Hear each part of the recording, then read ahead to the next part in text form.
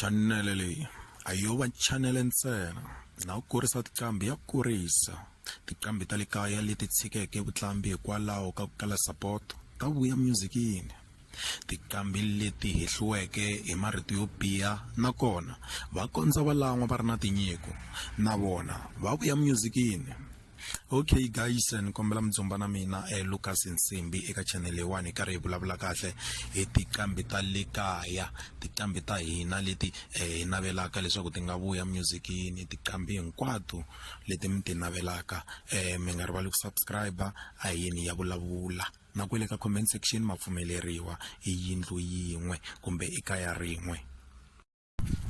Hayi ayo yima vana va valoyi, mina ni nga swi breakisa nyana vana va valoyi ya ri kona ma hi vona vana va valoyi. Byanyi byi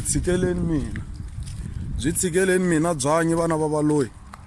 Hi mina ni nga ta vona plan ma hi vona ya mina vana va valoyi ya khandziya.